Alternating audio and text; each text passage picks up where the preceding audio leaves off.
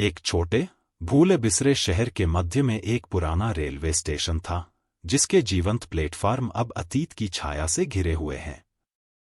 जैसे ही शाम ढली, स्टेशन की भयानक शांति को दिन की आखिरी ट्रेन की दूर से आती सीटी ने भेद दिया।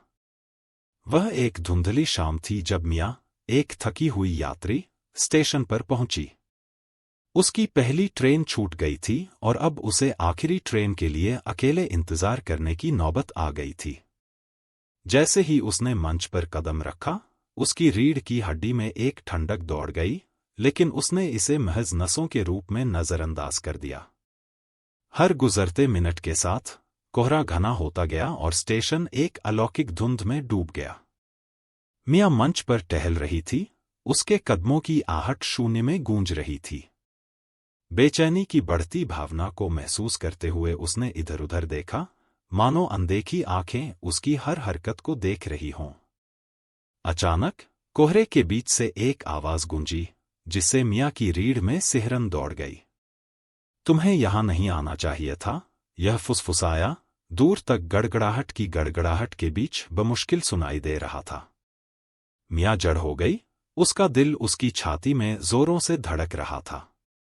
उसने खाली प्लेटफार्म पर नजर दौड़ाई, लेकिन वहां कोई नजर नहीं आया। अपनी कल्पना के अनुसार इसे खारिज करते हुए मियाँ तेजी से बेंच पर गई और अपने बैग को कसकर पकड़कर बैठ गई। मिनट बेहद धीमी गति से बीत रहे थे, प्रत्येक मिनट अनंत काल की ओर खिंच रहा था।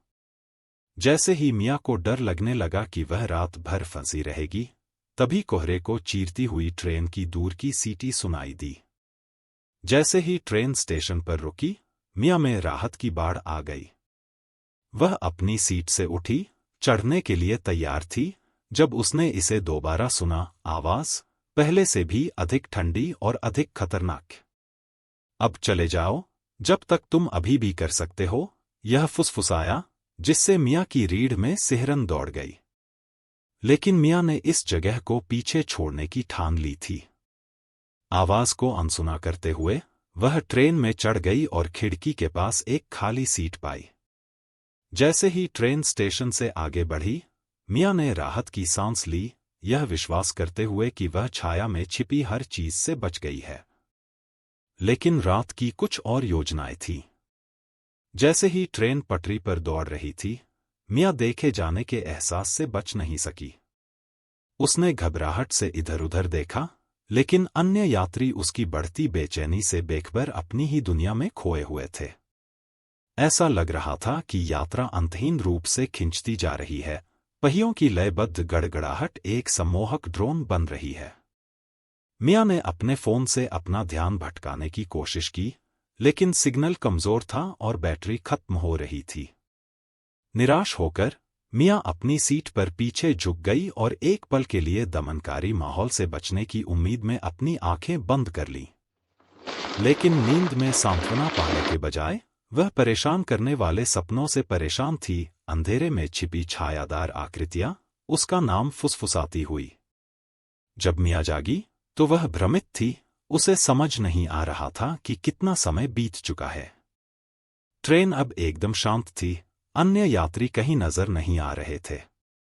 घबराते हुए मियाँ लड़खड़ाते हुए अपने पैरों पर खड़ी हो गई और जीवन के किसी संकेत की तलाश में खाली गाड़ियों के बीच से गुजरने लगी।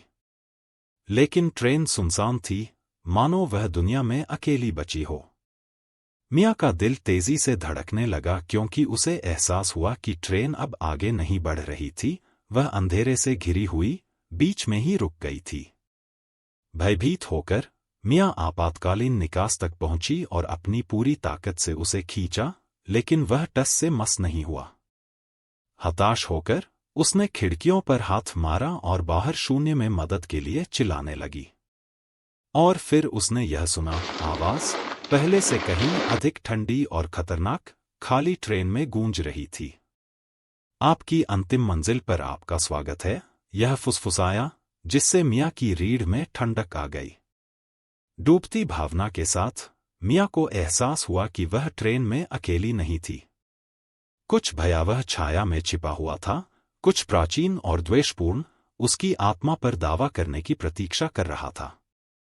जैसे ही उसके चारों ओर अंधेरा छा गया, मिया को पता था कि उसके पास भागने का केवल एक ही मौका है।